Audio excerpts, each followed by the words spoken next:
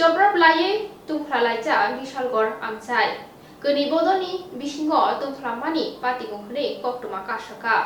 Haste hapor shlaijakmani simino juda juda thayo jobrab jakmani kesekhiring engmani kasu jakmani pati mungro patui tongmani haste hapangni phajingkok silchai tong CPM bodol sangroshala Bishalgor patija patimono sanani thangke Bishalgor office tila CPIM party office ni simi SDM office thangai bakaste phano deputation ruwei party office kifili phai jani janogo thangai tongmani jora Bishalgor bakaste sakhamnok buskango CPM tangphangrokni sakawo kebengne bodolni tangphangrok phai choprop kha ni koksil jamong kasaka kebengne bodolni tangphang ropai CPM bodolni tangphangrok choprop jaka hini jolimung phonogoi ofile choprop mani jengkha bike subai jaka te khoroksani marke sakbo derakha apati mungno kitinge no tumphla laija Bishalgor amchai chini koktomani bisingte pati mungni dadak sidak mangphile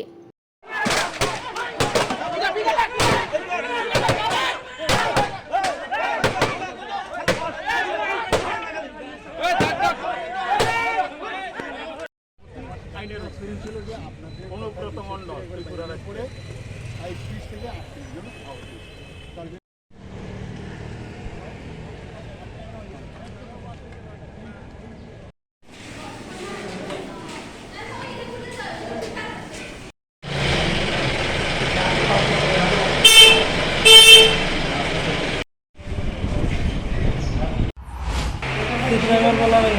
তুমি কি কারণে গেছিলে হাসপাতালে?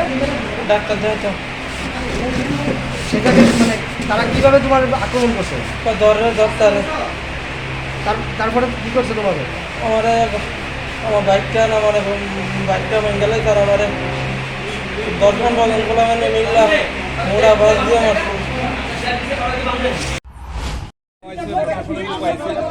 তারা উদ্দেশ্যপ্রণোদিতভাবে এই আক্রমণটা করছে যাতে বিশালগড় একটা অশান্তি সৃষ্টি করা যায়। পুলিশের সামনে সেরকম ঘটনা হয়েছে সেটা বিষয়ে আপনি কি বলবেন? পুলিশ তো নীরব ভূমিকা ছিল, আমরা তো তাদের কর্মসূচিতে বাধা দিইনি, তারা তাদের কর্মসূচি করছে। আমরাও আমাদের ছেলেরা শান্তিপূর্ণভাবে ছিল, আমরা কোনো ভিড়ও জমাইনি, কিন্তু তারপরও আমাদের একটা যুব ভাই প্রণয় আসার পথে তাকে এইভাবে আক্রান্ত করছে, তাকে যেইভাবে মানে মারপিট করছে যা কল্পনা করা যায় না। এ হলো সিপিএমের নীতি। তারা বিশাল করে একটা সন্ত্রাস সৃষ্টি করার চেষ্টা করছে, মিছিলের নামে একটা সন্ত্রাস সৃষ্টি করা তারা এর জন্য আমরা তীব্রভাবে আমরা বিশালগড় মণ্ডল কমিটির পক্ষ থেকে ঘৃণা জানাই।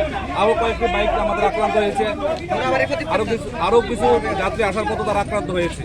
অন্যদিকে সিপিএমের কর্মী সমর্থকরা বলছে আপনারা বাইক পাইনি, কিন্তু তাদের মাথাতে হেলমেট। আপনারা আপনাদের ফুটেজে আছে দেখেন কাদের মাথাতে হেলমেট ছিল, তাদের হাতে কি ছিল, আপনারাই তো সাক্ষী। তাদের হাতে কি ছিল, তাদের মুখোশ পরানো ছিল, তাদের লেগের আড়ালে কি লাঠি ছিল, আমাদের তো কোনো কর্মী ছিল না সেখানে।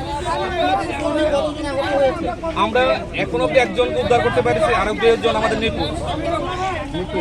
আমরা পুলিশ প্রশাসনকে বলেছি যারা নিখোঁজ আছে তাদের বের করার জন্য।